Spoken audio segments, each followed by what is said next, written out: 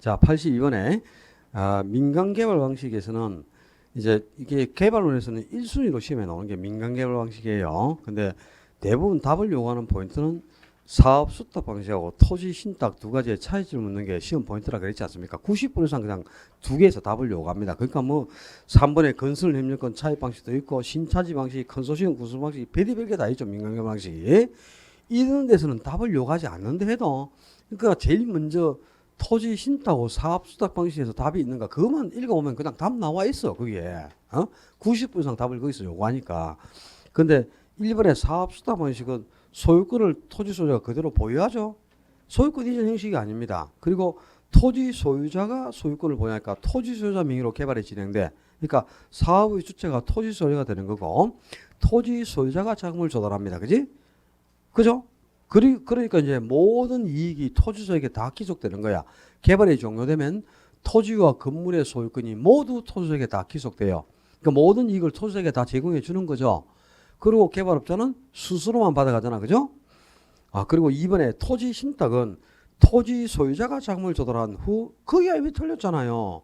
신탁 회사, 토지 신탁은 신탁회사의 소유권을 이전하죠. 그럼 소유권이 있으니까 신탁회사 명의로 등기가 돼 있지. 그러니까 수탁자인 신탁회사 명의로 개발이 진행된단 말이야. 그러니까 사업의 주체가 누가 돼? 토지 소유자가 신탁회사가 사업의 주체야. 그래서 자금도 신탁회사가 조달한단 말이야. 토지 소유자가 조달하는 게 아니고. 이게 이제 차이점 아닙니까? 그걸 구분해내지 못하네. 그리고 이제 또 개발 기간 중에 이익은 토지소유에게 다 되돌려 주잖아요. 그리고 신탁회사는 스스로만 받아가는 거죠. 그러니까 소유권이 이전되느냐 이전되지 않느냐, 또 누구 명의로 개발이 끝까지 진행되느냐, 자금을 누가 조달하느냐. 사업 수탁 방식은 소유권이 이전되지 않고 토지 소유자 명의고 토지 소유자가 자금을 조달해. 근데 신탁은 소유권이 신탁에서 이전됐기 때문에 신탁회사 명의로 개발이 되고 수탁자인 신탁회사 명의로 개발되고 신탁회사가 자금을 조달한다. 요 차이점을 절대 놓치면 안 돼요. 나머지에서는 답 나올 만한 거 없어. 그 다음에 그 개발업자하고 토지 소유자 간에 각각의 기여도에 따라서 지분을 서로 나눠 갖는 방식이 있죠. 토지 소유자가 제공한 토지 가격과 개발업자가 부과한 건축비 비율에 기초해서 동등한 가격 순으로 건축 면적을 서로 교환해서 개발업자하고 토지 소유자 간에 지분을 공유하는 대표적인 지분 공유 방식이 등가 교환 방식이죠. 그죠? 그까지 알아두면 됩니다. 뭐 다른 거 답 없어. 83번에 역시 개발과 관련된 서술도 옳지 않은 것. 자, 1번 지문 아주 중요해요. 이 1번 지문 한 개만 가지고도 한 문제를 낼 수 있어요. 부동산 개발업의 관리 및 육성에 관한 법률. 요 법에서는 부동산 개발이란 토지를 조성하는 행위, 또 토지를 조성해서 그 위에 건축물을 건축하고 공약물을 설치하는 행위, 또 설치된 건축물을 용도 변경하고 대수선하고 리모델링하는 행위, 이런 일체 행위를 개발이다 이렇게 규정해 놓고 있어요. 다만 시공을 담당하는 행위는 제외된다 이렇게 딱 돼 있습니다. 시공은 시공사에게 수주를 주니까 개발업자의 영역이 아니야. 그래서 개발로 보지 않는다 이 말이야. 그러면 요 1번 지문을 가지고 이 법에 명시된 부동산 개발에 포함되지 않는 것은, 개발에 해당하지 않는 것은 답 시공을 담당하는 행위. 이게 답으로 나오겠죠. 요 알아놔라 이 말이야.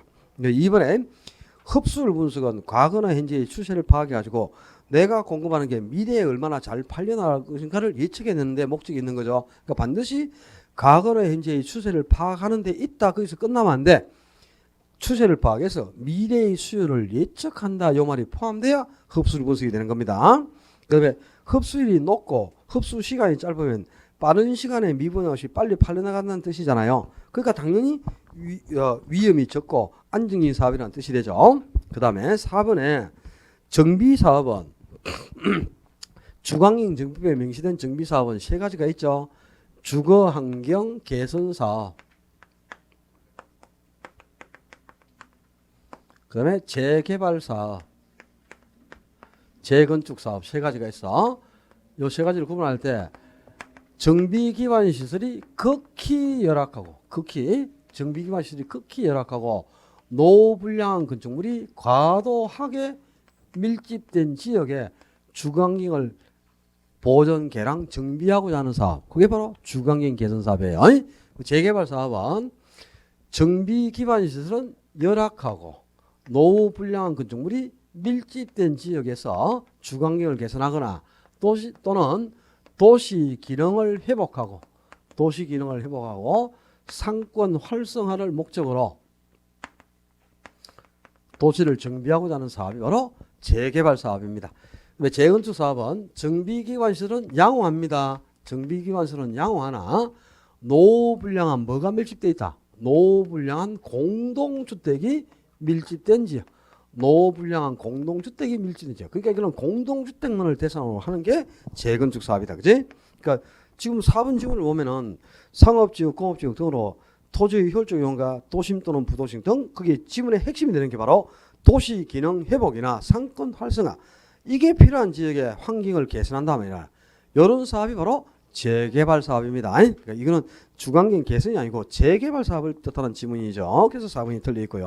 그 다음에 재개발을 시행 방식에 따라서 나누면 보전 재개발, 수복 재개발, 개량 재개발, 철거 재개발로 나누는데 노후 분리화된 요인만 노후 분리화된 요인만 제거해서 기능을 정지시키면 수복이 되고, 그 노후 분리화된 요인도 제거하고 거기에 새로운 시설을 첨가하거나 또 기존 시설을 확장 개선함으로써 기능을 증진시키면 개량 재개발이 되는 거죠. 그러니까 확장 개선 첨가 이런 용어 중에 한 개가 들어가야 개량 재개발입니다. 오케이? 84번에 부동산 개발 방식에 대한 설명으로 드린 거.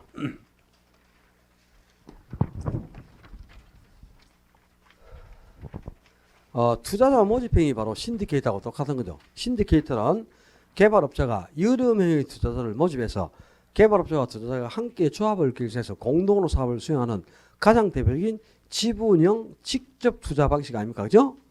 주식 반응을 통해서 자금을 조달하니까 지분형이고 지분금융이고, 투자자가 직접 조합을 결성해서 사업에 참여를 하죠. 그래서 지분형 직접 투자 방식을 대표하는 자금 조달 기법이 신디케이터인데, 그 신디케이터하고 똑같은 형식으로 여러 명의 투자자를 모집해서 같이 사업을 수행하는 방식이 바로 투자자 모집 행위죠. 1번 하자가 없습니다. 2번에 등가 교환 방식은 지분을 서로 나눠 갖는 거죠.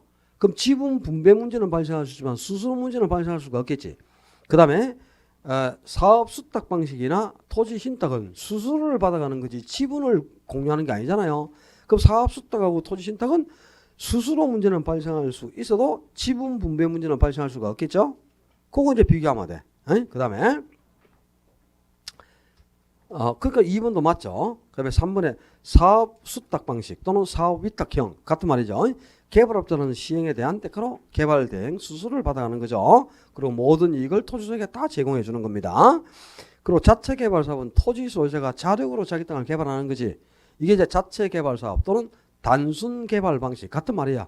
지주에 의한 자력 개발.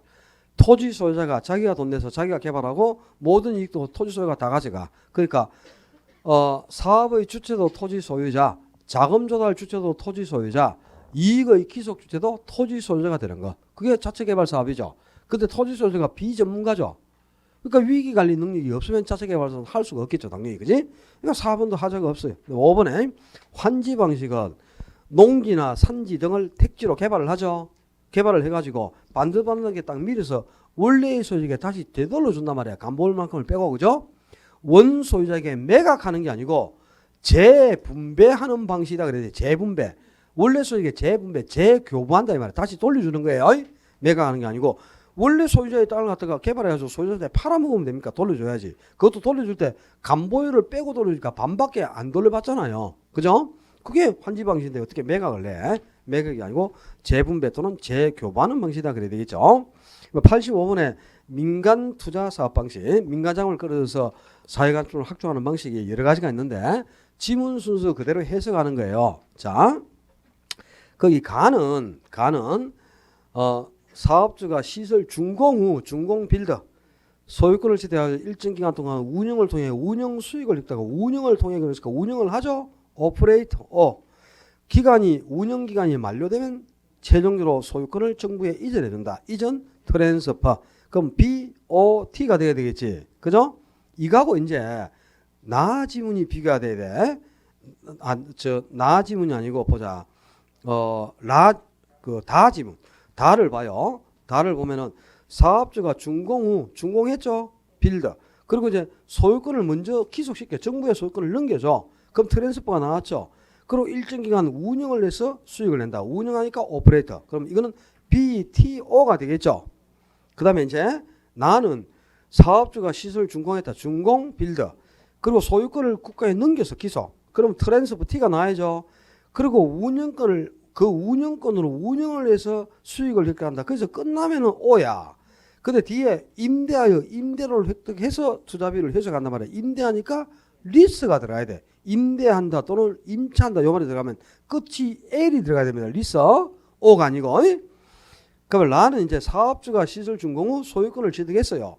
시설 준공했으니까 빌더죠. 그러니까 소유권을 취득했다. 오운. 그래가지고 그걸 소유하면서 자기가 직접 또 운영해가지고 계속 소유하면서 운영까지 하면서 투자비를 회사가. 그러니까 소유하고 운영도 하니까 오운 오퍼레이터. 오운 소유하고 운영 오퍼레이터. BOO가 돼야 되는 겁니다. 이거 순서 그대로 해석해서 이거 찾아내겠어. 중학교를 보길로 졸업하지는 않았군요. 중학교 보길로 졸업하면 이거 못 찾아. 오퍼레이터가 운영하다. 리스는 임대하다. 트랜스퍼는 이전하다. 오운은 소유하다. 요 용어만 알면 이거는 구분하겠지. 85번, 86. 부동산 관리에 대한 설명으로 잘못된 거. 이제 그 관리는 토지의 관리도 있고 건물의 관리도 있습니다. 근데 토지의 관리는 시험에 나올 만한 게 없고 또 토지는 실제 관리가 필요가 없다 그랬죠. 소모가 안 되니까. 그지? 그래서 건물의 관리가 주안점인데 이제 건물의 관리를 3대 층에서 나눌 때 그게 1번에 위생관리, 설비관리, 보안관리, 보존관리는 기술적 관리라고 이 기술적 관리를 다른 말로 또 뭐라 하죠? 입을 한번 떼봐라. 뭐 맨날 아는 척 다 하고 뭐 다 안다 하더만은 뭐 주관식으로 내니까 모르네. 기술 관리를 다른 말로 유지 관리라고 합니다. 처음 듣나? 아, 다 참 어렵네, 그죠? 유지 관리라고 또 이 유지 관리인 기술 관리가 협의의 부동산 관리입니다. 그러니까 좁은 의미에서 관리는 기술적 관리만을 뜻해요. 그런데 넓은 의미 광의의 부동산 관리 그러면 기술적, 경제적, 법률적 관리를 다 합쳐서 광의의 부동산 관리라고 하는 거예요. 그리고 이제 그 경제적 관리가 바로 수익을 관리하는 활동이죠. 회계 관리, 인력 관리, 또 뭐 예산 관리, 수지 관리 이런 게 이제 대표적인 경제적 관리죠. 그다음에 이번에 토지의 관리는 이제 그 물론 기술적, 경제적, 법률적 관리가 다 있겠지만 토지의 관리에서 문제가 나올 수 있는 건 기술 관리밖에 없어요. 건물과 부지의 부정을 개선한다. 이거는 무슨 감가가 생긴 거죠? 건물과 부지의 부조하는 감가 요인 중에 이거는 자체 내부의 감가가 생긴 거야. 건물하고 부지가 서로 어울리지 않는다. 이거는 자체 내부의 기능적 결함입니다. 이게 기능적 감가야. 요 기능적 감가를 해결을 하는 게 기술적 관리입니다. 그러니까 건물과 부지의 부조화를 개선하는 거 그리고 또 네 땅 내 땅을 구분하기 위해서 청량을 하는 거 경계 청량 그리고 내 땅에 길이 나버리면 도로가 확보되면 길을 인정해 줘야 되니까 땅을 사용을 못 하잖아요. 그러니까 길이 안 나게 사도를 방지하는 거. 사람들이 못 걸어다니게 돌아다니게 이렇게 새끼줄 쳐가지고 돌아가세요. 이렇게 해서 사도를 방지하는 거라든가 또 땅이 무너져 내리면 안 되잖아요. 무너짐을 방지하기 위해서 옹벽을 설치하는 거. 이런 것들이 옹벽 설치, 사도 방지, 경계 청량, 건물과 부지의 부정을 개선하는 이런 것들이 대표적인 토지의 기술적 관리예요. 그래서 2번도 이제 토지는 기술적 관리에 해당하는 요 사례나 지문으로 한 개 나올까? 그 외에는 나올 거 없습니다. 그러면 관리를 더 우리가 영역별로 나누면 자산 관리, 시설 관리, 건물 및 임대차 관리로 나누죠. 근데 거기 3번에 설비물을 관리하는 거예요. 시설 관리야. 설비의 운전 보수, 청소 관리, 에너지 관리, 방범 방제 관리, 이런 게 이제 시설 관리죠. 그리고 자금을 투입해 가지고 소유자의 부를 극대화시키기 위해서 수익을 관리하는 활동은 전부 자산 관리가 됩니다. 포트폴리오를 잘 구성해서 수익을 관리한다든가 재투자나 재개발에 대해서 의사를 결정하거나 리모델링에 대해서 의사를 결정하거나 또 부동산을 매입하고 매각하는 거. 부동산의 매입과 매각. 그 다음에 투자 리스크 관리. 위험을 제거해서 수익을 관리할 수도 있죠. 투자 리스크 관리, 포트폴리오 관리, 재개발 재건축에 대한 의사결정, 리모델링에 대한 의사결정 이런 게 대표적인 자산관리 영역이죠. 다 기억을 해야 돼. 관리를 이제 주체에 따라서는 3방식으로 나온다. 그죠? 자가관리, 위탁관리, 혼합관리로 나눠요. 근데 3번에 자가관리는 업무가 타성에 빠지기 쉽다. 근데 소유자가 직접 관리하니까 입주자에게 친절한 서비스를 제공한다. 그리고 보안관리가 양호하다. 기밀유지가 뛰어나다. 요까지 다 알아요. 뭘 모르냐? 자가관리에 아주 큰 장점이 있습니다. 자가관리에. 각 부분의 종합적 관리가 가능하다 이 말이에요. 구석구석을 다 관리합니다. 소유자가 관리하면. 그러니까 여러 분야를 다 관리하면서 종합적 관리를 할 수 있다. 이게 아주 큰 장점이에요. 그 다음에 소유자가 직접 관리하죠. 그러니까 지휘 통제력이 강하다. 이것도 자주 요즘은 나옵니다. 지휘 통제력이 강하다. 요 자가관리의 장점 중에 요걸 여러분들이 잘 모르더라고. 각 부분의 종합적 관리가 가능하고 강한 소유자가 강한 지휘 통제를 발휘할 수 있다. 이게 자가관리 아주 큰 장점이에요. 그거 기억해놔야 돼. 그 다음에 5번에 위탁관리는 남에게 전문가에게 맡긴 거죠. 그러니까 설비에 대한 애착이 떨어지고 기밀유지나 보안관리가 허술한 게 단점이죠. 그죠? 이 5번은 자가관리의 장점이죠. 자가관리를 해야만 내거 내가 관리하니까 설비에 대한 애착이 높고 기밀유지나 보안관리가 양호하다. 그죠? 다만 단점은 업무가 타성에 빠지기 쉽다. 이게 이제 가장 큰 단점이죠. 87번에 건물관리 방식에 대한 설명으로 옳지 않은 거. 이것도 뭐 다 읽어보면 되는 거야. 5번에 혼합관리는 소유자하고 전문가가 같이 관리를 하는 거죠. 그럼 혼합관리의 가장 큰 단점이 뭐야? 책임 소재가 불명확하다 아닙니까? 누구 책임인지를 밝힐 수가 없어요. 책임 소재 구분이 불명확하다. 이게 혼합관리의 가장 큰 단점입니다. 이런 거 못 찾아내면 뭐 이거는 준원 문제도 틀리는 거죠. 그죠? 5번이 바로 틀렸고요. 그 다음에 88번 이제 마케팅. 마케팅도 한 문제 나와. 근데 마케팅이 시장 점유 마케팅, 그리고 고객 점유 마케팅, 관계 마케팅 이렇게 크게 세 가지로 나누는데 이 시장 점유 마케팅이 공급자 중심이에요. 그죠? 그 고객 점유 마케팅이 고객, 즉 소비자 중심이지 이게. 그리고 관계 마케팅이 이거는 누구 중심이 아니라 소비자하고 공급자 간의 상호작용을 중시하는 마케팅. 서로 간의 관계를 중시한다 이 말이야. 그지? 이 시장 마케팅의 STP 전략과 4P 믹서 전략이 있는데 요 S가 시장 세분화, 그리고 T는 타겟 표적 시장, 그 P가 포지셔닝.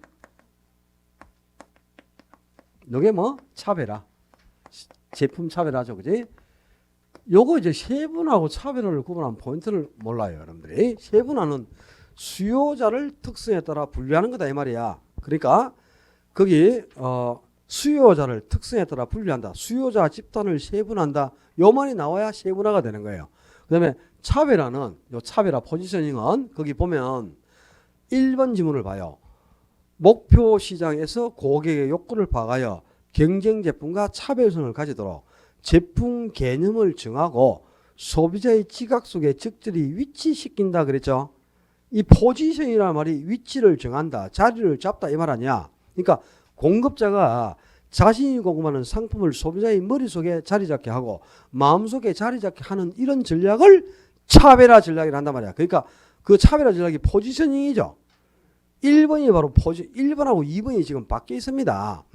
1번이 포지셔닝, 다른 말로 제품 차별화를 하는 거다. 2번이 표적 시장이야. 표적이 바로 타깃이죠. 그죠? 그게 2번 지문에 보면 세분화된 시장 중 가장 좋은 기회를 제공해 줄 수 있는 특화된 시장, 가장 좋은 기회를 제공해 줄 수 있는 시장이 그게 바로 타겟이야. 타겟. 이걸 선점하는 전략을 표적 시장 선점, 타겟이라 한단 말이야. 그러니까 1번하고 2번이 지금 바뀌어 있습니다. 그 다음에 여기서 세분화 전략은 지금 지문에 안 나와 있어. 근데 세분화 전략, 그 시장 세분화하고 나오면 요거는 무슨 말이 들어가야 돼? 시장 세분화는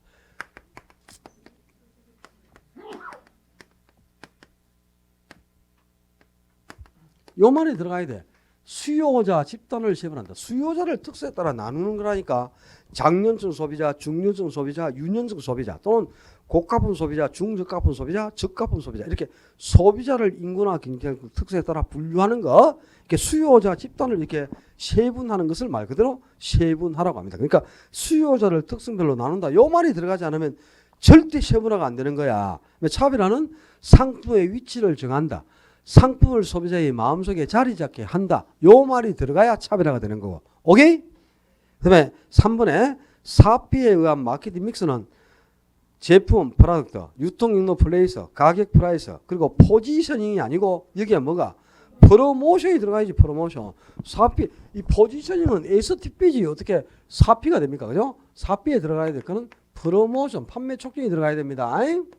그 포지셔닝 자리에 이걸 이제 번역하면 판매 촉진 전략 이렇게 표현한 거다. 그죠? 그래서 사피, 작년에는 요 박스에 P로 시작되는 것 6개 단어를 놓고 사피에 해당하는 걸 골라내시오. 그게 작년 시험 문제였어요. 마케팅에서. 그지? 작년은 그냥 공짜로 주는, 근데 그것도 틀리대. 참 진짜 사피를 못 골라가지고 그 틀린 사람도 많대요. 포지셔닝 또 뭐 퍼블릭해서 뭐 긍지 이런 걸 넣었는데 그걸 또 사피라고 찍고, 아이고 머리야. 사피도 모르. 이제 사피는 알겠죠? 사피 모르면 뭐가 돼요? 반피가 되죠. 반피가. 사피를 보면 반피가 됩니다. 반피가. 88번에 4번 지문 사피 믹서 중 모델하우스에 찾아오는 고객의 실용적인 경품을 제공하는 광고.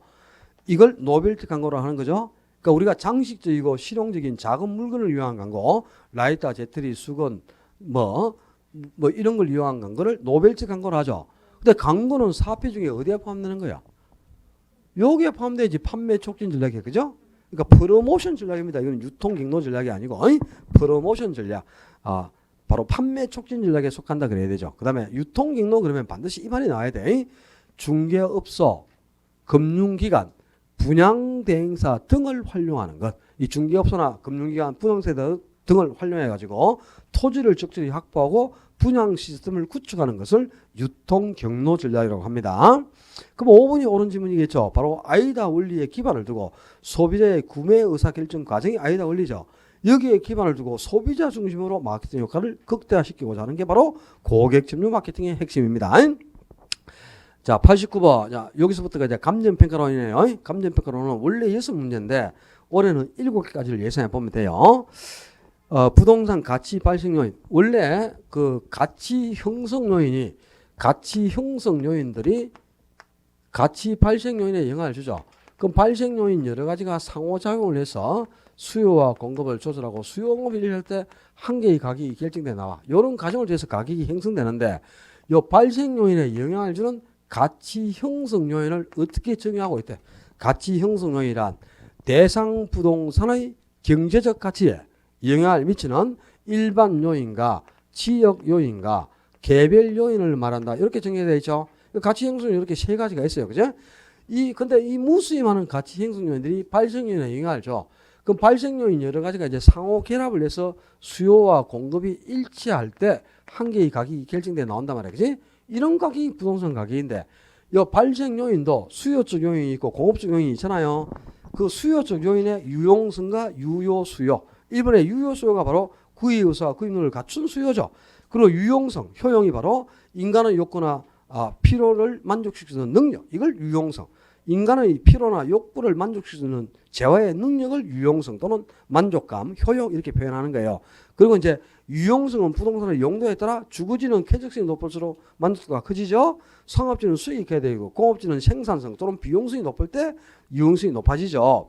그리고 부동산은 용도적 관점에서는 대체성이 인정되고 있다. 어떤 특성으로 갖고 용도적으로는 대체가 가능해진다 그랬어?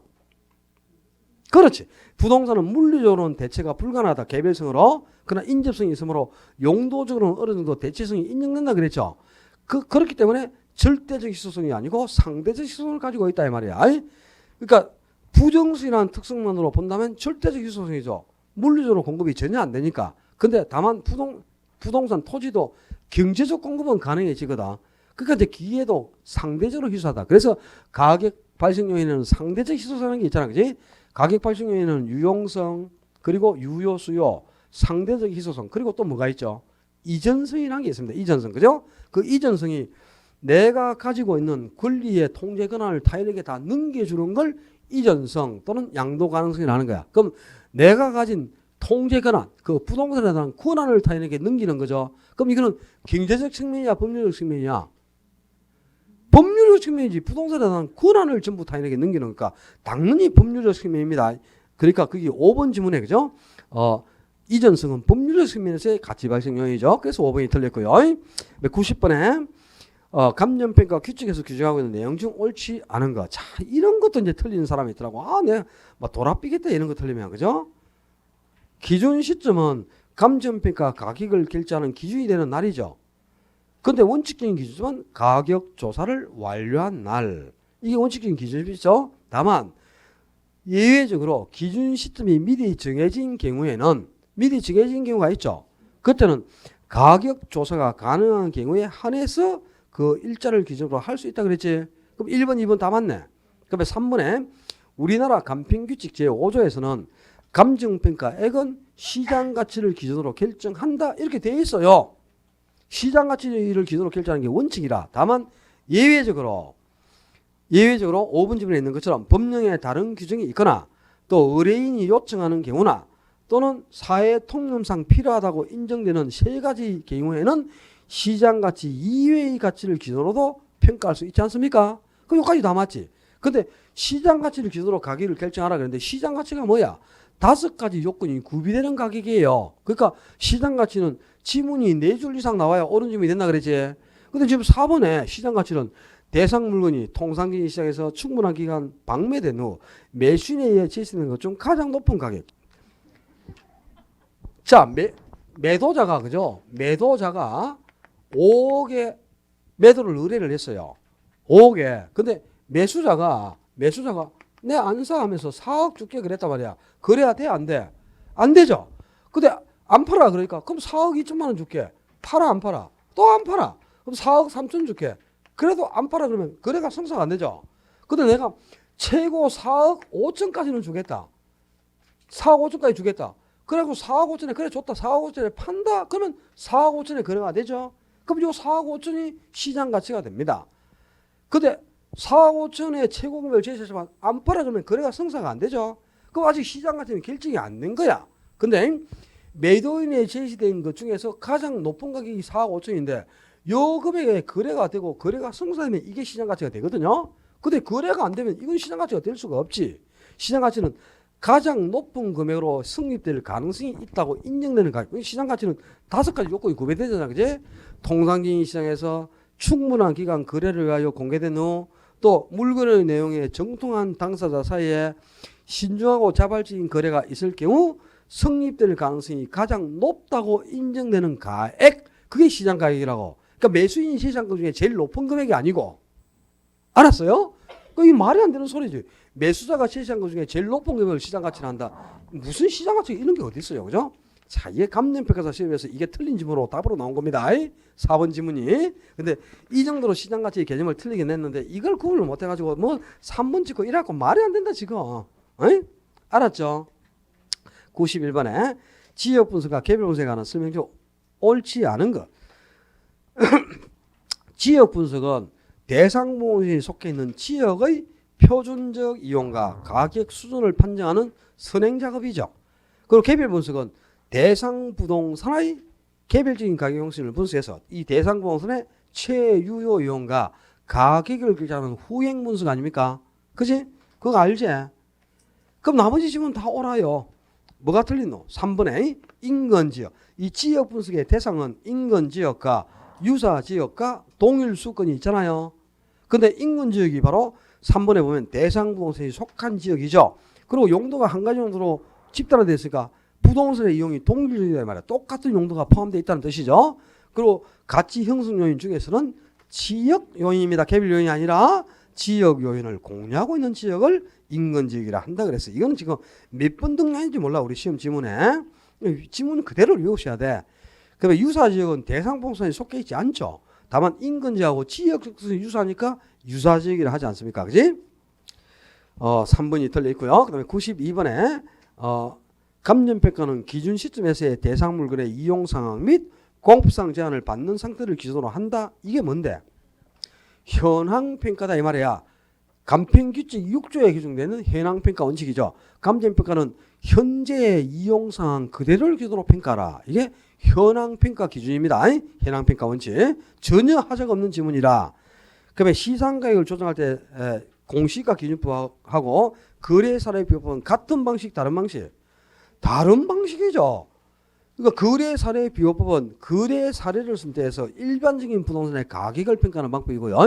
공시가 기준법은 역시 비교 방식의 일종이지만 그 거래사례법하고는 각자 다른 방식으로 보는 거야. 그러니까 거래사례법은 거래사례를 선택해서 거기에 사정, 보정, 시점 수정, 가치 형성 요인 비교 과정을 거치잖아요. 근데 공시가 기준법은 표준지를 사례로 선택해서 사정, 보정은 하지 않고 시점 수정, 지역 요인 비교, 개별 요인 비교, 그 밖의 요인 보정을 거쳐 토지의 가격을 평가하는 방법이죠. 그러니까 이 공시가 기준법하고 거래사례법은 각자 다른 방법으로 본다는 게 간평규칙에 규정되어 있습니다. 같은 방식이 아니고요. 그 다음에 세 번째, 일체로 이용되고 있는 물건의 일부에 특수한 목적이나 합리적 의의가 있어. 그러면 일부를 평가해야 되죠. 그럼 이건 뭐 부분평가죠. 그리고 한 개의 물건인데 가치가 달라. 그럼 가격이 다른 부분을 따로따로 평가하죠. 그게 뭐 구분평가. 근데 5번에 1필지가 여러 획지로 구성되어 있어. 그럼 필지가 한 개면 물건이 몇 개고? 하나야. 근데 획지가 여러 개면 가격이 다르다는 뜻이죠. 그럼 이게 바로 4번의 구분평가지. 한 개의 물건인데 가치가 다르니까. 그럼 구분평가를 해야지. 일가는 아니고. 그러면 여러 개의 필지가 한 개의 획지로 구성되어 있다. 획지가 여러 개면 물건이 여러 개죠.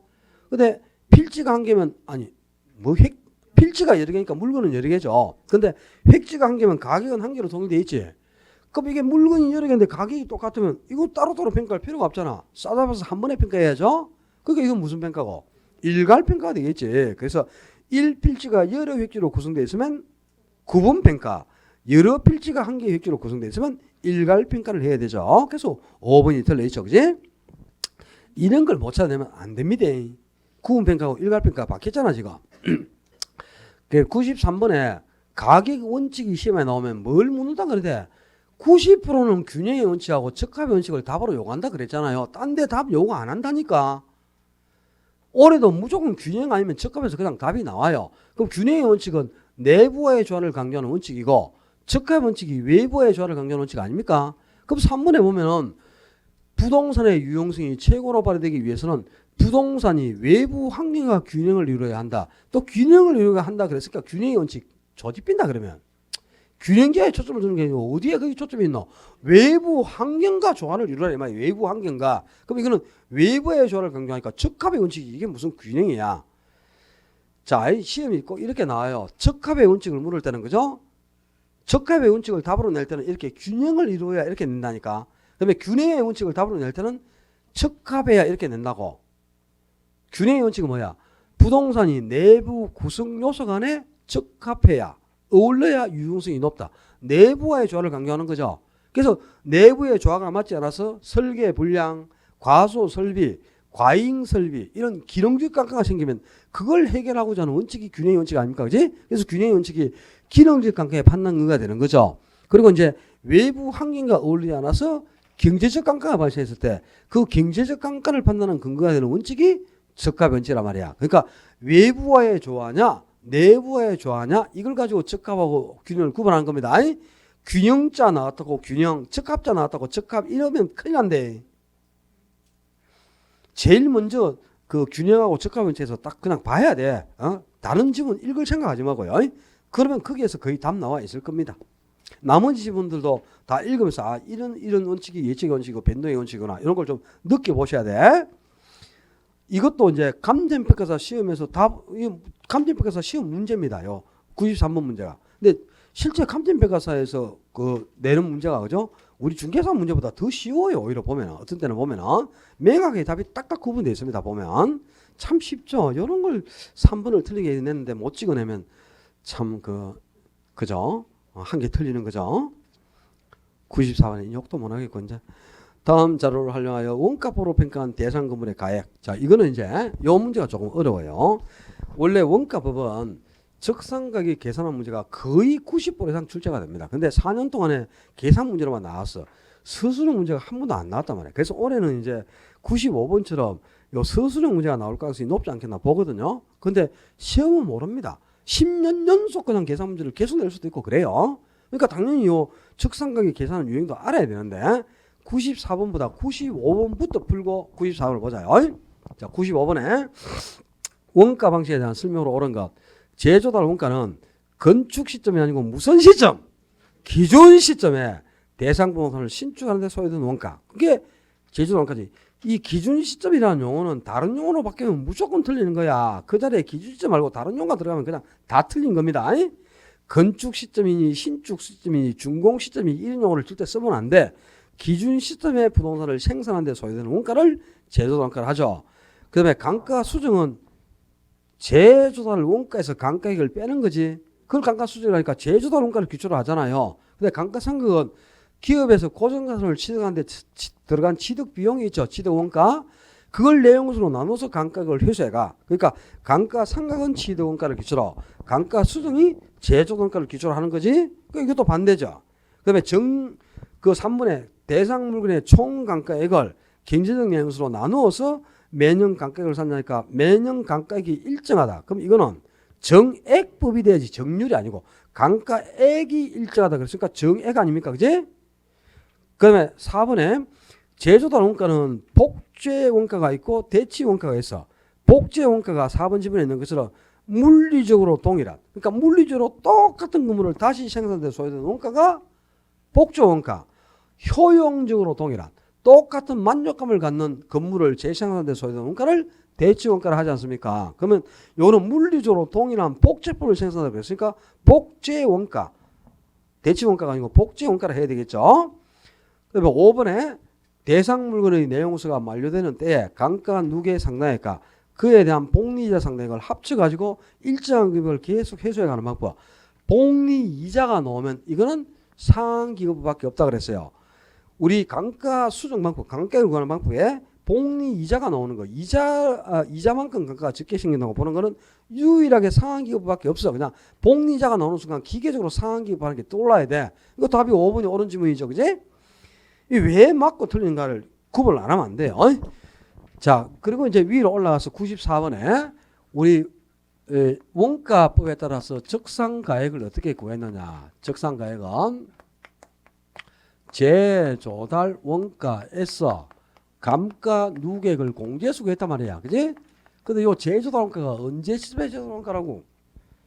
기준 시점 1번에 했었잖아. 그 밑에 문제 1번 지문에 제조달 원가는 기준 시점에 제조달 원가를 구해야 되는 겁니다. 건축 준공 시점이 아니고. 그럼 자, 문제 보자. 94번에 대상 건물 현황을 보니까 연화조로 단독주택인데 연면적이 200제곱미터예요. 근데 사용 승인 시점이 2016년 12월 말인데 기준 시점이 2021년 10월 30일이다. 몇 년 지났어? 그런 소리 하면 안 돼. 4년이 경과했어요. 왜냐? 맨 밑에 보면은 감가 수정 방법은 정해법에 따르는데 만년 감가 기준이다. 그래서 만년. 그러면 2016년 12월 30일 날 준공을 했거든. 근데 2021년 12월 30일이 돼야 만 5년이 지난 거란 말이야. 만 5년이. 그러니까 그 경과인수를 산출할 때 만 년을 기준으로 하라 그랬는데 지금 10월 30일까지 지났으니까 아직 2달이 남았죠. 그럼 4년하고 10개월밖에 안 지났다 이 말이야. 그럼 만 몇 년 지난 거냐? 4년이 지난 겁니다. 경과인수가. 요게 이 문제의 특징이에요. 이걸 모르면 이건 풀 수가 없어. 지금 만 4년 지났다는 뜻이고 준공 당시 사용 시점 당시에 공사비가 제곱미터당 100만 원 들어갔죠. 근데 건축비가 사용 시점부터 10% 상승했네. 기준 시점까지. 그죠? 그럼 이제 100만 원. 자, 이제 그리고 경쟁年수가 40년이고 내용수 만료 시 잔가율이 없어요. 그리고 정액법으로 감가액을 구하라. 그럼 정액법은 매년 감가액, 요 매년 감가액을 구할 때 감가가 발생하는 총 금액을 감가 총액 요걸 경제적 내용수로 그냥 나누어서 감가액을 구하지 않습니까? 그지? 지금 기준 시점의 제조달 원가는 얼마입니까? 요거 제곱미터당 100만이라고 그랬지. 그런데 면적이 몇 제곱미터야? 200제곱미터라고 그랬잖아. 200 곱해야 될 거 아니야. 전체 제조달 원가를 구하려면 200제곱미터 곱하고 그리고 준공 시점부터 해가지고 기준 시점까지 건축비가 100분의 110만큼 상승했잖아. 그지? 1.1배. 그러면 100만원 곱하기 200제곱미터 하면 2억이죠. 2억 곱하기 1.1하면 얼마고? 2억 2천만 원이다 이 말이야. 기준 시점의 제조달 원가가 2억 2천만 원이 나온 겁니다. 그럼 여기서 이제 감가 누계액만 계산해서 빼면 적상가격이 아주 쉬워요. 근데 감가액을 구할 때 감가총액을 경쟁량수로 나누는데 경쟁량수는 몇 년이라 그랬어? 40년이라 그랬지. 근데 이게 얼마짜리 물건? 감가총액이 얼마야? 2억 2천만 원이지. 왜? 장가율이 없다 그랬잖아요. 장가율이 10%가 있으면 요 금액의 90%가 감가총액이 되는 건데 잔존 가치가 없다 그랬지. 그럼 2억 2천이 다 감가되는 거야. 그러니까 2억 2천만 원을 40년으로 나누면 돼. 그러면 매년 발생하는 감가액이 얼마고? 550만 원 감가가 생겼네. 근데 요거는 매년 발생하는 감가액이죠. 누계액을 구해야 되겠지. 그럼 여기에 뭐 곱하면 되나?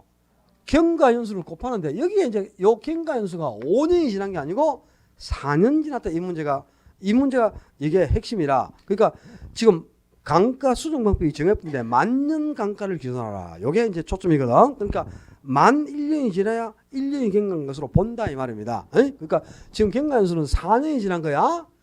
그러면 곱하니까 감가 누계액이 얼마고? 2,200만 원이죠. 요게 감가 누계액이야. 그러니까 이거 빼니까 적산가액은 1억 9,800만 원 이렇게 되겠네. 그죠? 2억 2천에서 2,200만 원 빠니까 1억 9,800만 원이 되겠죠. 별로 안 어려워요. 적산가액 구하는 것도. 이 한 두 번만 하면 충분히 푸는 건데요. 물론 이제 이 제조 기준 시집의 제조성과도 구해야 되고 그다음에 매년 감가를 구해가지고 여기에 경과연수까지도 곱해야 되잖아. 그죠? 그래야 되는데 뭐 이게 과정이 한 두 번, 세 번 있다 보니까 좀 어렵게 느껴지는데 유행을 익혀서 풀 수 있는 수준이 되면 풀도록 하시고 안 되면 그냥 찍어야 되겠지 뭐 할 수 있나 그제? 자 96번 가서 요 이제 96번은 연간 비준 임료를 구하라 그랬는데 우리 거래 사례 비교법하고 비교 방식에서는 가격을 평가하는 방법이 거래 사례 비교법이고 임대료를 평가하는 방법이 임대 사례 비교법이죠. 그런데 임대 사례 비교법에 따라서 임대료를 평가하는 거나 거래 사례 비교법에 따라 가격을 평가하는 건 똑같습니다. 그러니까 시험은 97번처럼 나와요. 거래 사례 비교법. 이게 그냥 우리 매년 시험 문제죠. 근데 임대료를 계산하는 96번 같은 거는 아직 한 번도 나온 적이 없어요. 근데 올해 감정평가서 시험에 나왔기 때문에 보여주는 거야. 감정평가서 시험에 이게 기출 문제로 나왔죠. A 부동산의 연간 비준 임료를 구하라. 연간 임료를 구하라 그랬습니다. 근데 유사 사례의 임대료가 월 100만 원이다. 월 100만 원이면 연간 임료를 구하려면 12 해줘야 되겠죠. 그 연 임대료가 얼마? 1,200만 원이 계산됐잖아요. 그럼 여기다가 이제 사정, 보정, 시점, 수정, 지역요인, 개별요인 비율을 거쳐서 상대로 요인 비율씩 다 곱하면 되잖아. 그지? 그러면 되는데 임대료 상승률이 유사 사례의 계약일로부터 기준 시점까지 5%가 상승했네요. 기준까지 5% 상승하면 기준 시점을 분자해 거래 시점을 분모해 두고 100분의 100에서 요 기준 시점 요 분자에다가 상승했으니까 더해줘야 되죠. 그러면 시점 수가 100분의 100이고 1.05가 나온 거잖아. 그 다음에 또 A 부동산이 바로 평가하고자 하는 대상 부동산입니다. 그 평가하고자 하는 대상 부동산이 유사 사례보다 개별 요인에서 5% 오세라. 그럼 대상이 5% 오시니까 여기 대상에다가 5를 더해줘야 되겠죠. 대상하고 사례를 분모 분자해 두고 그지? 100분의 100에서 요 대상에다가 상승분을 더합니다. 그럼 역시 그 100분의 105가 되겠지. 개별 요인 비교치가. 그죠? 그럼 나온 거 전부 곱하면 되네. 지금 나온 게 이거밖에 없으니까. 그지? 1,200만 원 곱하기 1.05 곱하기 1.05 해봐. 1,323만 원이가 이렇게 되겠네. 답이요. 아주 간단한 문제고 이런 걸 또 찍고 막 이러면 진짜 안 된다. 97번까지를 풀어야지. 97번이 시험에 나오는 유행이죠. 그죠? 반드시 나옵니다. 이거는 97번하고 99번 딱 정해져 있습니다. 오늘 비중가격 계산한 요 계산 문제 97번 무조건 나오니까 이건 풀어야 되고 99번도 올해는 수익 가격을 구하는 문제. 이거는 그냥 짝수 예차니까 반드시 나와요. 짝수에는 수익 가격 계산 문제가 딱 두 개 정해져 있어요. 무조건 한 개 맞춰야 된대. 자, 97번에 거래 사례 비교법으로 평가한 감정평가액 그랬는데 지금 대상 토지가 A시 B구에 있는 토지고요. 사례도 지금 비교 이 공시가 기준법 표준지를 사례로 선택하지 않습니까? 그지? 그러니까 표준지 비교 표준지가 바로 사례란 말이야. 근데 사례도 A시 B구에 있죠. 근데 공시가는 얼마? 600만 원이 나와 있네. 그지?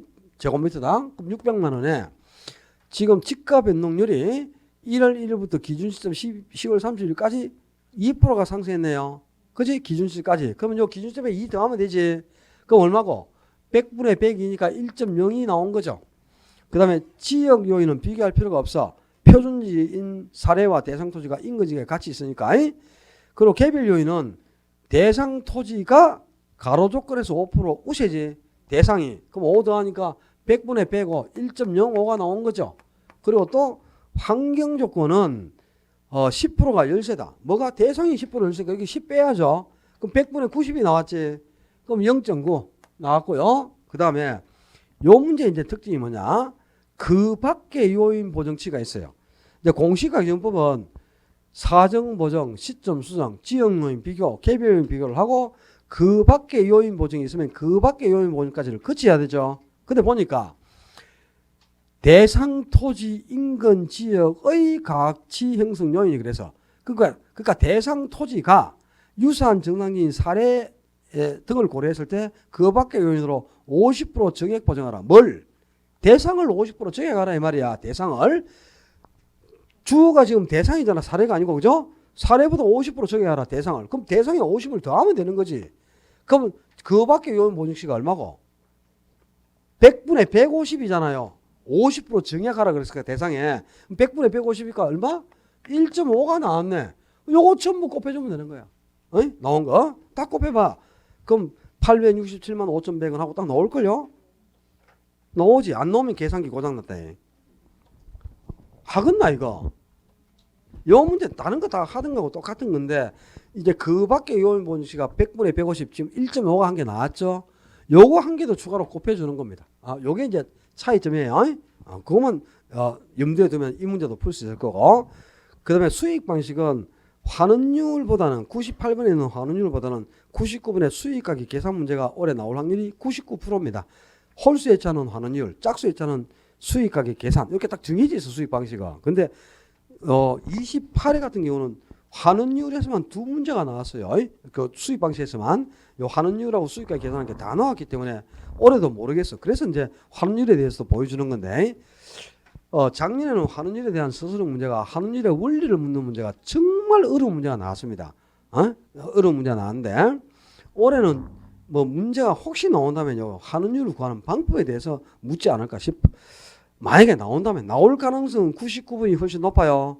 99번 문제가 그냥 거의 정해진 문제라고 보시면 돼.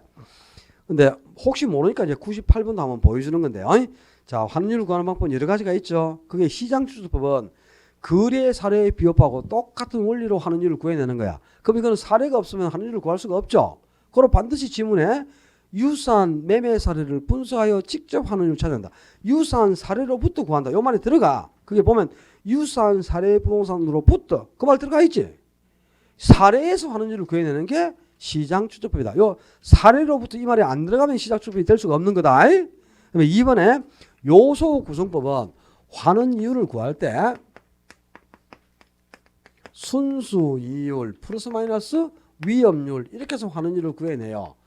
그러니까 부동산에 관한 위험, 이 위험을 여러 가지 구성 요소로 나눈단 말이야. 위험하고 이득을 여러 가지 구성 요소로 나눠가지고 요 위험은 환원율을 구할 때 더 아는 거거든. 그래서 부동산에 관한 위험을 여러 가지 구성 요소로 이렇게 분해해가지고 이 위험이 증가할 때마다 위험률을 계속 더해가면서 위험률을 더해가면서 환원율을 구해낸다. 그래서 환원율이 여러 가지 위험 요소로 구성되어 있으니까 요소 구성법이라고 하는 거죠. 지문에 반드시 위험 할증률을 더하여 그 말이 나와 있잖아. 그치? 순수일의 위험률이나 위험 할증률 같은 말이니까 이걸 더해가면서 환원율을 구해내는 게 요소 구성법이죠. 그래서 3번하고 4번의 투자결합법은 물리적 투자결합법이든 금융적 투자결합법이든 수익을 발생하는 능력이 동일하지 않고 달라요. 그렇기 때문에 수익이 분리될 수 없는 게 아니고 있다라고 보는 거야. 그럼 요건 이제 다르다를 동일하며 이렇게 고치고 있다를 없다로 고쳐서 되는데 거기 3번에 보면 토지와 건물의 수익 창출 능력이 동일하다 다르다. 달라.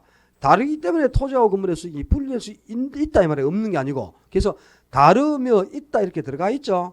여기를 다르며를 동일하며 또는 분리해서 있다를 없다 이렇게 고쳐서 됩니다. 근데 지금 안 고쳤으니까 옳은 지문이죠. 4번은 3번 그죠? 그 다음에 4번도 마찬가지라 금융적 수익으로부터 지분 투자자의 요구 수익률하고 저당 투자자의 요구 수익률이 다르다는데 근거를 두는 거야. 동일하지 않고 지분 투자자의 요구 수익률은 뭘 사용하대요? 지분 투자자가 요구하는 수익률하고 저당 투자자가 요구하는 수익률이 동일하지 않고 다르다니까. 어떻게 다른데? 지분 투자자의 요구 수익률이 뭡니까? 지분 배당률이지. 그리고 저당 투자의 요구 수는 저당 상수죠. 그게 서로 다르잖아. 동일하지 않고. 그죠? 그 다르다는데 근거를 둔 거야. 거기를 동일하면 이렇게 바꾸면 안 된단 말이야. 그지? 그 다음에 5번에 L우드법하고 부채감독법은 누구 입장인자를 고쳐서 내는데 L우드법이 누구? 지분 투자자 입장. 그리고 부채감독법이 대출자 입장이다. 그게 이제 차이점이죠. 그죠? 그러니까 부채감독법은 대출자가 대단히 중요시 여기는 요건이 3개가 있죠. 부채 감당률, 저당 상수, 대부 비율. 그 3가지를 곱하잖아. 저부대 3개. 부채 감당법은 저당 상수, 그죠? 그 다음에 부채 감당률, 그리고 뭐 대부 비율. 요 3개를 곱해가지고 하는 일을 구해낸단 말이에요. 그래서 저부대 이렇게 외웠잖아요. 근데 요 3가지가 대출자가 대단히 중요시 여기는 요건이란 말이야. 그래서 너무나 지랄 정도로 대출자 입장이다. 그게 부채 감당법. 정반대로 철저할 정도로 돈을 빌려가는 차입자인 지분 투자자 입장에서 하는 일을 구해내는 게 예루더법. 요걸 이제 구분하는 거야. 그러니까 지금 5번은 입장이 서로 바뀌어 있지? 그래서 5번이 틀려 있고 답이 그지? 이제 99번 이제 수익 가격 구하는 것도 수익 가액을 구할 때는 순수익을 환원율로 환원해서 구한단 말이야. 그지? 근데 요 순수익이 뭘 뜻해요? 순영업 소득을 의미하는 거 아닙니까? 그지? 가능 총소득이 1억이고 가능 총소득이 1억.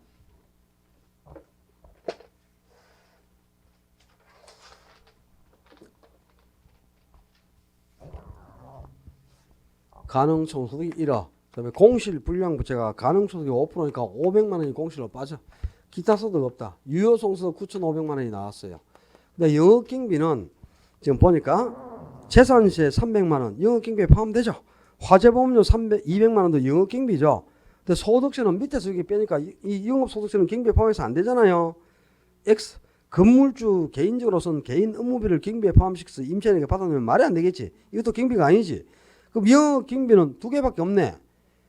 화재보험료하고 재산세 합치면 500만 원이죠. 그럼 요거 공제하니까 순영업소득은 9천만 원이 계산됐단 말이야. 그죠? 그럼 순영업소득이 9천만 원인데 환원율만 이제 계산해서 나눠주면 되잖아. 그지? 근데 환원율을 보니까 이 환원율을 구하는 방법이 토지하고 건물의 가격 구성 비율을 40% 60% 줬죠. 그리고 토지 환원율 5% 건물 환원율 10% 줬다.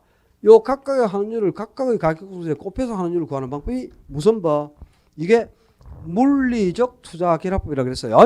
물리적 투자 결합법은 토지 가격 구성 비율, 토지 가격 구성 비율에는 토지의 환원율을 그대로 곱하고, 그지? 그다음에 건물 가격 구성 비율, 건물 가격 구성 비율에는 건물의 환원율을 그대로 곱해가지고 2개 합산해 주면 된단 말이야. 이것도 한번 해보면 알아야지 이제. 지금 토지하고 건물의 가격 구성이 40%와 60% 이거 그랬잖아요. 그지? 그리고 토지의 환원율은 5%이고 건물의 환원율은 10%라 그랬어. 그럼 각각 그 가격 구성을 각각 곱해가지고 합쳐주면 되니까 요거 곱하면 몇 프로고? 2%. 곱해봐라. 계산기로 40% 곱하기 5% 딱 해봐. 2 하고 떠져. 60% 곱하기 10% 퍼센트를 바로 쳐요. 뭐 0.6 곱하기 0.1 이러지 말고 60% 곱하기 10% 딱 쳐봐. 그러면 6하고 뜨잖아. 그럼 2개 합치니까 얼마고? 8%네 환원율이. 그 9천만 원 나누기 8%. 이것도 9천만 원 나누기 8%딱 해봐라. 그러면 11억 2,500만 원 하고 딱 뜰걸. 이거는 아주 쉬운 단순한 계산 문제입니다. 수익가액 구하는 건 진짜 참 쉬운 겁니다. 이 감정평가에서 원가법이든 비교 방식이든 뭐 수익 방식이든 계산 문제 나오면 제일 쉽게 계산할 수 있는 게 수익가격 계산입니다. 실제는 이 비중가격 구하는 것보다 이게 더 쉬울 걸 아마. 그죠? 순영업소득 계산하고 환원율로 그냥 나눠주면 되는데 이 환원율을 계산한 거는 요 물리적 수익가격법을 대부분 내거든요. 유형이 딱 정해져 있어요. 그러니까 유형 있게 갖고 요거 한 개 풀어야 되겠습니다. 자, 이 가격 공시도도 한 문제 나오는 건데요. 이거는 이제 지금 100번 문제는 올해 감정평가서에 출제된 기출 문제를 제가 보여드리는 거예요. 기출 문제를 문제 넣어놨는데 원래 여러분들이 가격 공시에서 배운 내용 그 내용들하고는 조금 이제 거리가 있는 지문도 있어요. 그러니까 실제 이거는 아주 까다로운 문제입니다. 감정평가서에 출제된 문제인데 출제 위원이 똑같으니까 이걸 모르면 안 되는 거지, 그지? 알고 가야 돼요. 지문이 어디가 틀리는가를. 지문을 왜 틀리는가를 기억을 해야 됩니다. 오는 것은 몇 개? 한 개입니다. 한 개. 오는 거는 니은 지문 한 개만 다 올 거. 아니 니은 지문. 요 니은 지문 하나만 올 거요. 나머지는 다 틀려 있어요. 자, 기억에 표준주택가격의 조사평가는 감정평가사가 담당한다. 아닙니다. 주택가격이든 공시지가든 간에 조사평가는 누가 할까요? 한국부동산원. 옛날에 한국감정원이라는 게 있죠. 감정평가사들을 위촉해 가지고 근무하는 기관이 한국감정원이잖아, 그죠? 그 이제 그 이름이 한국부동산원 이렇게 바뀌지. 한국부동산원. 그러니까 조사평가는 기관은 한국부동산원입니다. 그러면 이연의 개별주택 가격의 공시 기준은 원래 언제입니까? 표준지 공시가도 1월 1일 기준으로 2월 말일까지 공시를 한다는 뜻이고요. 개별 공시가도 1월 1일 기준으로 5월 31일까지 공시를 해. 그러면 표준주택 가격은 1월 1일을 기준으로 1월 31일까지 공시해.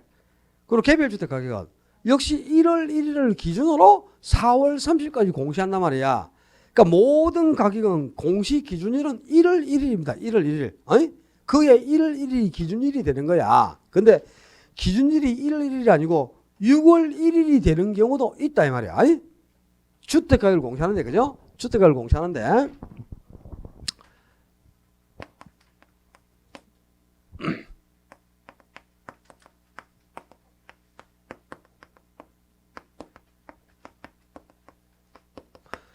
합병이나 분할 또는 신축이나 정축 이런 사유가 생겼죠. 그 사유가 1월 1일에서 5월 31일 사이에 사유가 생겼잖아요. 그죠? 그러면 6월 1일을 기준으로 가격을 공시합니다. 1월 1일에서 5월 31일 사이에 분할, 합병, 신축 등의 사유가 생기지. 그러면 6월 1일을 기준으로 가격을 산정 공시한다 이 말이야. 그럼 기준일이 6월 1일이 됐죠. 그 다음에 요 분할, 합병, 신축 등의 사유가 6월 1일에서부터 12월 31일 사이에 사유가 생겼어요. 그러면 요거는 언제를 기준으로 가격을 공시할까요? 그 다음 해 1월 1일입니다. 그 다음에 1월 1일. 그러니까 요것도 이제 1월 1일이 기준이 됐죠. 물론 그 다음 해지만, 그죠? 근데 원래 가격은 1월 1일 기준으로 해서 언제까지 산정 공시하는 거야. 기준일은 전부 1월 1일이 대부분인데, 그죠? 이렇게 분할, 합병 등의 사유가 요때 생기면 6월 1일이 기준이 되는 거란 말이야. 6월 1일이 기준이 되는 경우도 있죠, 지금. 요걸 뜻하는 지문이라. 그러니까 니은 지문이 맞아요. 그 다음에 디귿에 공동주택 가격을 공시하는 사람은 누구? 국장이다. 개별, 그 시장 구축구청장이 공시하는 거는 개별자 들어가는 거 2개. 개별 공시가고 개별주택 가격. 그 개별자 들어가는 거 2개만 시장 구축구청장이고 나머지는 전부 누가? 국장이 그 산정해서 공시하는 거다. 그지? 개별자 들어가는 것만 시장 구축구청장이 조사하는 겁니다. 산정 공시한다. 리얼의 표준지 공시가는 표준지의 사용 수익을 제한하는 사법성의 권리가 설정되어 있는 경우에는 이를 반영하여 평가하는 게 아니고요. 만약에 사법성의 권리가 설정되어 있잖아요. 그러면 설정되지 않은 것으로 가정해. 사법성의 권리가 만약에 설정되어 있으면 그러한 권리가 설정되지 않은 것으로 보고 나지를 가정해서 평가합니다. 표준지는 나지로 이용되는 게 최유효 용이니까 사법성의 권리가 설정되어 있더라도 설정되지 않은 것으로 가정하고 나지를 상정하여 평가하는 거야. 그러니까 표준지 공시가를 평가할 때는 독립평가를 합니다. 독립평가라는 게 뭡니까? 토지 위에 건물이 있어요. 건물이 있다. 그럼 이 토지는 건부지잖아, 그죠? 건물이 있으니까 건물이 없어야 나지죠. 근데 건물이 있는 요 건부지를 표준지로 선정했단 말이야. 그럴 수도 있습니다. 그러면 건물이 없다고 가정하는 거야. 건물이 없다고 보고 나지라고 보고 가격을 산단다 이 말이야. 표준지 공시가는 그 표준지 공시가는 당연히 나지를 가정해서 평가하는 게 원칙이거든요. 그래서 사법성의 권리가 설정되어 있다면 그런 권리가 설정되지 않은 것으로 보고 평가한다 이 말이야. 오케이? 그다음에 미음에 개별 공시가는 감정평가 법인 등이 개별적으로 토지를 감정평가하는 경우에 기준이 된다. 감정평가의 기준이 되는 것은 표준지 공시가입니다. 개별 공시가를 가지고 감정평가를 하는 게 아니고 표준지 공시가를 기준으로 감정평가를 하죠. 그런데 개별 공시가는 어디에 써먹어 그러면? 세금 부과, 조세 산정 말이야. 세금 부과나 부담금을 산정할 때 개별 공시가를 써먹는 거야. 조세 부과 시 세금 산정에 그다음에 부담금을 부과할 때 부담금을 산정할 때 쓰는 게 개별 공시가고 그 외에는 전부 표준지 공시가를 사용합니다. 그러니까 표준지 공시가가 일반인이 토지를 거래할 때 거래의 지표로 사용된다. 또 토지 시장에서 지가의 정보를 정해주는 역할을 한다. 그리고 감정평가사가 평가를 할 때 감정평가의 기준으로 사용한다. 그리고 국가 등이 공익목적으로 사업을 할 때 지가를 산정하는 기준이 되는데 공익목적으로 사업을 할 때 산정하는 지가라는 게 수용시 산정하는 보상금을 뜻합니다. 그러니까 수용 보상금을 산정할 때 뭘 기준으로 산정한다고? 표준지 공시가라고. 개별 공시가가 아니고. 개별 공시가는 두 가지에 쓴다니까. 세금 산정이나 부담금 산정. 거기에만 개별 공시가를 쓰고 부담금, 사용료, 세금 그거 부과할 때 개별 공시가를 쓰는 거고 그 외에는 전부 표준지 공시가를 활용한다. 그래야 됩니다. 여러분의 합격을 진심으로 기원하겠습니다. 수고하셨습니다.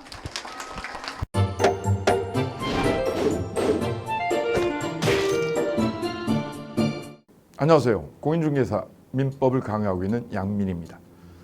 자, 제가 준비한 거는 공인중개사 자료를 쉽게 다운받는 꿀팁을 준비해 보았습니다. 자, 공인중개사를 공부하다 보면 방대한 양의 자료를 접하게 됩니다. 하지만 그것을 일일이 다 출력을 하시거나 보관을 하는 데는 불편함이 따르죠.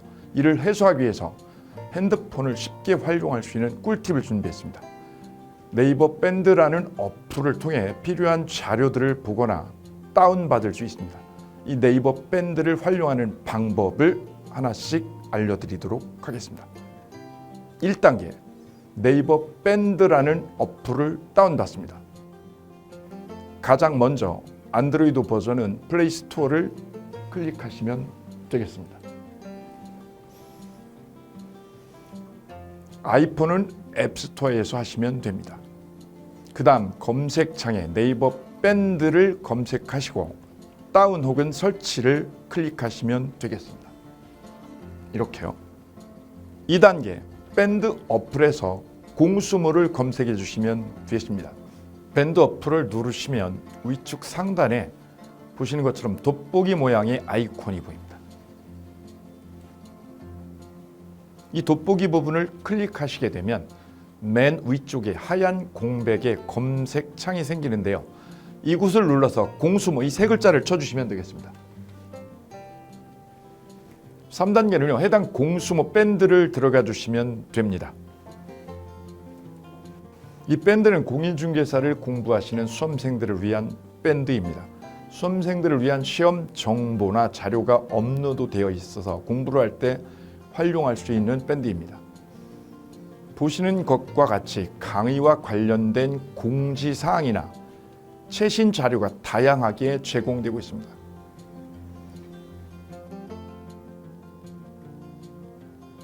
(4단계) 또 다른 꿀팁 모바일 일일학습법에 대해서 소개드릴까 합니다.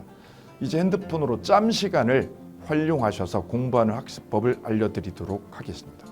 자료 페이지에서 뒤로 가기를 누르시면 처음 보셨던 페이지가 뜹니다. 여기서 내려가 보세요. 모바일 일일 학습이란 코너가 보입니다. 이 부분을 누르게 되면요. 매일 한 개씩 핵심 부분이라고 할 수 있는 문제가 업로드되어 있고요. 더 아래로 쭉 내려가시면 정답과 해설 부분을 볼 수가 있습니다. 맨 아랫부분을 보시면 이렇게 댓글 쓰기도 남길 수 있으시죠. 스마일 부분을 눌러 좋아요로 표시할 수도 있습니다. 짬을 내어 스스로 학습한 뒤 모르는 부분을 질문할 수도 있고 하루 동안 공부했던 것을 정리하시거나 공부한 소감을 적어 놓으실 수도 있습니다.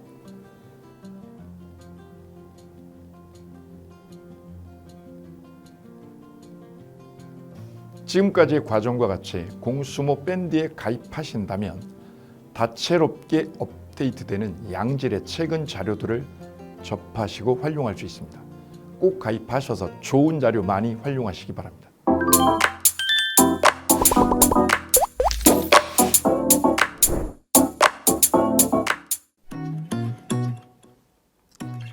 자, 안녕하십니까. 자, 이번에는 부동산 실무, 일반인들이 어떤 도움을 받기 위한 관련된 밴드에 대해서 소개를 시켜드릴 건데요.